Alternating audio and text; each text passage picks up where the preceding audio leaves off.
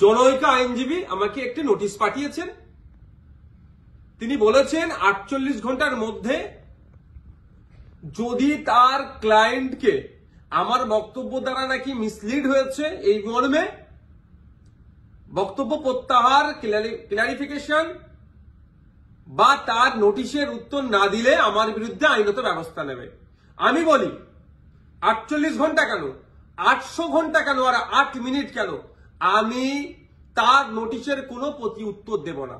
আমার বক্তব্য যদি আইন বহির্ভূত হয়, আমার বক্তব্য যদি সংবিধান বহির্ভূত হয়, সিধে চলে যাক সে কোর্টে, আইনের মাধ্যমে তার সাথে আমার বোঝাপড়া হবে। আমাকে নোটিশ পাঠিয়ে কি ধমকানো চমকানো হচ্ছে? এই ধরনের অনেক নোটিশ আমি খেয়েছি। আমার নামে অনেক মারাত্মক অভিযোগের মামলা নিয়ে আমি মাথায় করে চলছি, মিথ্যা অভিযোগ নিয়ে। উনি আমি ভয় পাই না। কেউ যদি মনে করেন নওশাদ সিদ্দিকীকে এই নোটিশ পাঠিয়ে ধমকাবো চমকাবো বসিয়ে দেব, আমি তাতে ভয় পাবো না, আমি চমকেও যাব না। কারণ আমার অনেক দেখা হয়ে গেছে এইগুলো।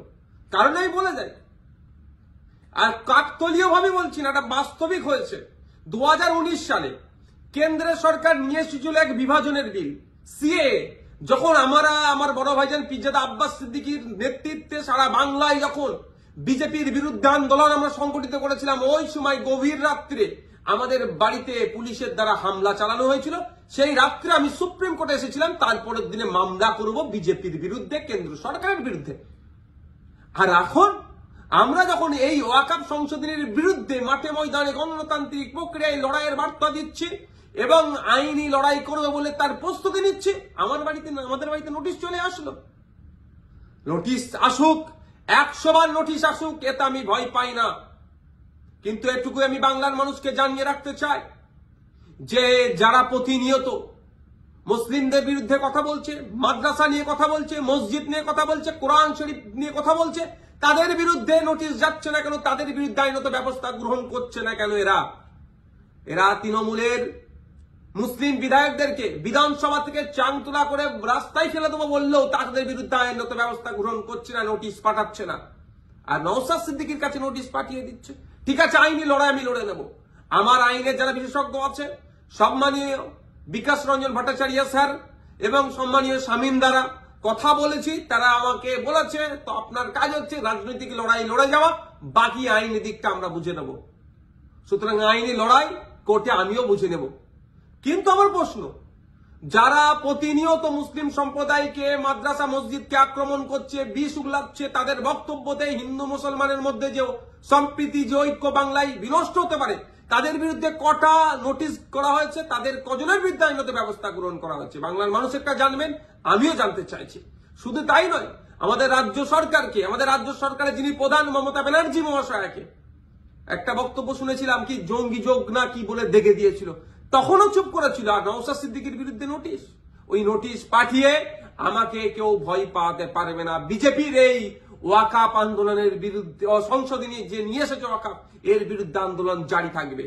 এই অসাংবিধানিক, অগণতান্ত্রিক এরা যুক্তরাষ্ট্রীয় পরিকাঠামোকে ভেঙে দেওয়ার যে সংশোধনী নিয়ে এসছে, এর বিরুদ্ধে লড়াই জারি থাকবে। যখন আমাকে খোঁচা দিয়েছে, আমি কয়েকটা প্রশ্ন বাংলার মানুষের কাছে তুলে ধরতে চাইছি এবং সর্বোপরি তৃণমূল কংগ্রেসের কাছেও তুলে ধরতে চাইছি, এর উত্তর দিতে হবে। আমরা জানতে পেরেছি বেশ কয়েকজন এমপি পার্লামেন্টে অনুপস্থিত ছিল, তাদের বিরুদ্ধে তৃণমূল কংগ্রেস দলগতভাবে কি ব্যবস্থা গ্রহণ করছে, কি নোটিশ পাঠাচ্ছে, কি শোকজ করছে, তাদের বিরুদ্ধে কি অ্যাকশন নেবে, সেটাও পাবলিক ডোমিনে দিতে হবে এবং কি নিচ্ছে সেটাও যেন জানানো হয়। দ্বিতীয় হচ্ছে, যারা পার্লামেন্টে উপস্থিত ছিলেন, টোটাল আমরা যতটুকু জানা আছে, পার্লামেন্টের দুটো কক্ষ মিলিয়ে, লোকসভা রাজ্যসভা মিলিয়ে তৃণমূল কংগ্রেসের এমপির সংখ্যা প্রায় 42টি। এই 42 জনের মধ্যে কতজন ভোটাভুটিতে অংশগ্রহণ করেছে এবং যারা ভোটাভুটিতে অংশগ্রহণ করেছে কতজন ওয়াকফ সংশোধনী বিলের বিরুদ্ধে ভোট দিয়েছে না অন্য কোথাও ভোট দিয়েছে, সেটাও পাবলিক ডোমিনে পাবলিশ করা হোক, অর্থাৎ জনগণের সামনে তুলে ধরা হোক। তাহলে দুধকে দুধ, পানিকে পানি হবে। নাহলে এই ধরনের ঘটনা ঘটতে পারে যে উপস্থিত ছিল ভোট দানের সময় এই ওয়াকফ সংশোধনীর পক্ষে, বিরুদ্ধে না ভোট দিয়ে বিজেপিকে সুবিধা করার জন্য তাদের পক্ষে ভোট দিতেও পারে, বিশ্বাস নেই এদেরকে আমার। তাই এই ডেটাটা পাবলিক ডোমিনে দেওয়া হোক। আর 3 নম্বর যেটা, যে 2021 সালে এমএলএ বিধানসভা নির্বাচনের সময় বলেছিল বিজেপিকে আটকাতে হবে, ভোটটা আমাদের দিন তৃণমূল কংগ্রেস। যারা আজকের দিনে এমএলএ তারা বক্তব্য দিতে গিয়ে বলেছিল যে বিজেপির বিরুদ্ধে লড়াই করতে গেলে ওনাকে জিতাতে হবে, ওনাকে জিতিয়েছেন। এখন লড়াই করবে না বিজেপির বিরুদ্ধে, না ঘরে ঢুকে চুপ করে বসে থাকবে? লড়াইটা কেমন ভাবে হবে? গণতান্ত্রিক প্রক্রিয়ায় মাঠে ময়দানে নেবে আন্দোলন সংগঠিত করতে হবে, আর একটা গণতান্ত্রিক প্রক্রিয়ায় আইনের সহযোগিতা নিতে হবে। এই যে বিজেপি ওয়াকফ সংশোধনী বিল নিয়ে এসেছে, এটাকে প্রত্যাহার করার দুটো রাস্তা। একটা হচ্ছে জনগণের চাপ সৃষ্টি করে, যেটা সংখ্যালঘুদের উপরে যে দমনপীড়ন হচ্ছে, ভারতবর্ষের পশ্চিমবাংলায় সংখ্যাগুরু মানুষদেরকে দায়িত্ব নিতে হবে। এই সংখ্যালঘুদের উপরে যে দমনপীড়ন নেমে আসছে সেটাকে প্রোটেক্ট কিভাবে করবে, অর্থাৎ মাঠে ময়দানে সংখ্যালঘু থেকে শুরু করে সংখ্যাগুরুরা মিলে আন্দোলন সংগঠিত করবে, জনপ্রতিনিধিদেরকে সামনে রেখে সাথে নিয়ে একটা দিক। আর একটা হচ্ছে সুপ্রিম কোর্টের দ্বারস্থ হয়ে আইনের মাধ্যমে এই যে নতুন আইন তৈরি করতে চলেছে, এই আইনটাকে রদ করা। এখন আমার বলার বিষয়, পশ্চিমবাংলায় 200-র অধিক তৃণমূল কংগ্রেসের বিধায়ক আছে। সেই সমস্ত বিধায়কদেরকে প্রত্যেকজন যাতে একটা করে মামলা করে তার জন্য প্রস্তুতি নিতে হবে।